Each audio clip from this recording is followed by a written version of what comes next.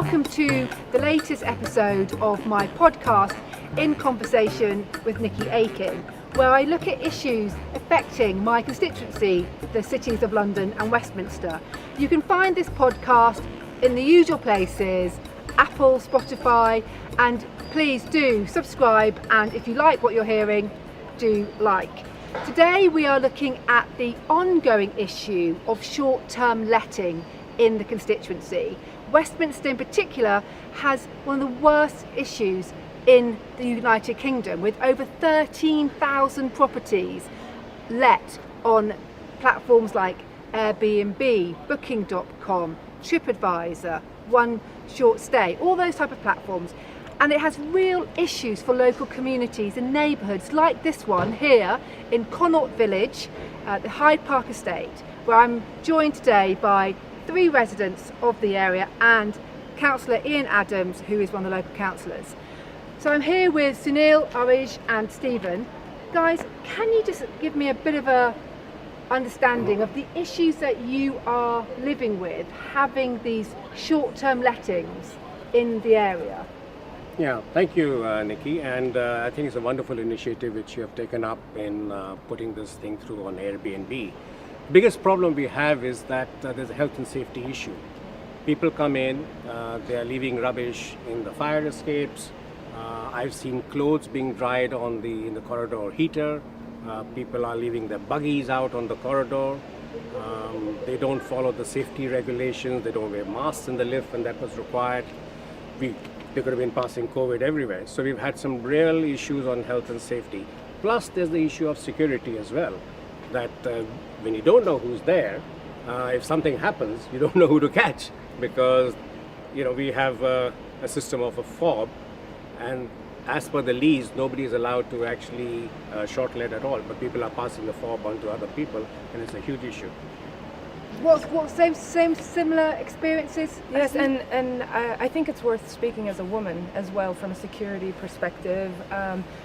During especially the summer season or the holiday season, the sublets, the short-term sublets in particular, are a real concern, because someone like me coming home either after work or after just being out, and it doesn't even have to be that late, feel very uncomfortable because I'm coming into the lift and the person coming in with me will have a fob to access the building, and so they don't even have to sign up at the front desk. At the same time, they're not really accounted for many times. Maybe one resident has signed in on behalf of a family, but then other visitors get access to that fob.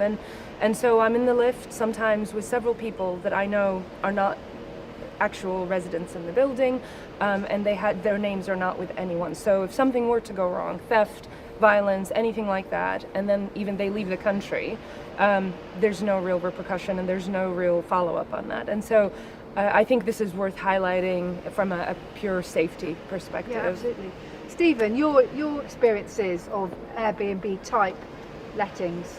Well, it's the short lets that are the problems. Our leases all provide that all tenancies should be for at least 6 months, and that the consent of the freeholder should be obtained before the tenants, before any tenancies are granted. But that is being ignored, and so people are coming and going. You don't know who's in the block, and as has been said, there's a lot of rubbish left around, a lot of noise, a lot of unruly behaviour, and one feels generally unsafe.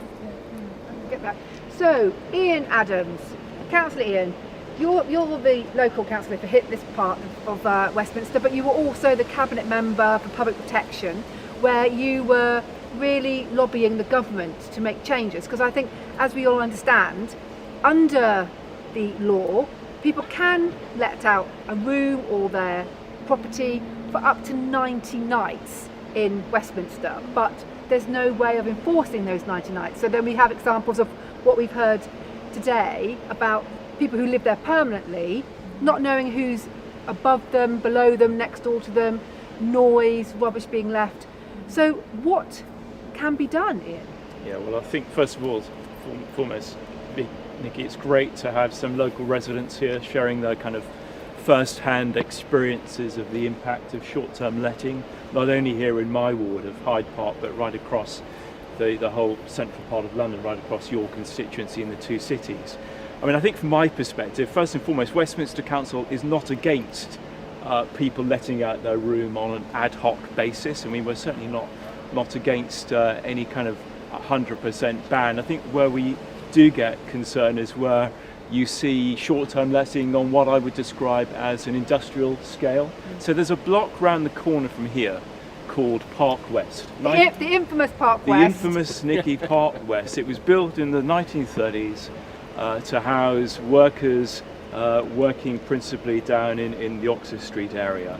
It's a very nice block, it's well maintained, but before the pandemic, when we had the peak of overnight Airbnb type activity, there were more rooms being advertised for nightly letting in Park West than there are available at the Ritz Hotel. Now that surely can't be right, where you're converting a residential block into a hotel. So, you know, coming back up to date with the recovery now very much as part of the scene here in Westminster, we want to see more people coming back, visitors, of course we do.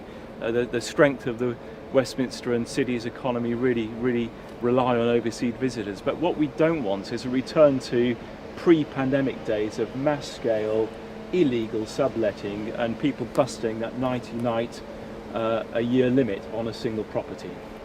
Absolutely. So, if I can turn to you guys who actually live and have to, you know, live through this on a regular basis, what would you like to see the government do to try and improve the situation?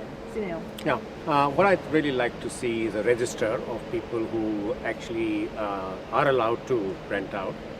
And then as residents find that there's somebody, we all know as neighbors that somebody there is there, we should have a one source where we can report this to, and then somebody comes and takes action on that. So that's very critical. We don't know what to do. If we see this, we tell the building manager and he says, oh, I don't know, they got the form, nothing really happens. I echo that, of course. I think some structure around tracking of who is in the building, even on a local level, is important because, again, if there's someone who's allowed even for a short let to be there, but then they also hand it off to somebody else, you lose track of who actually is accessing the building. So some local tracking within a building being enforced is really important. And Stephen, Yes. anything finally? A number you can call when there's a nuisance due to short let. Quick reporting mechanism would be great. Thank you. Ian, what can the council currently do if there is an issue? You know, we know that there's a property that's being let out for more than 90 nights. What can be done?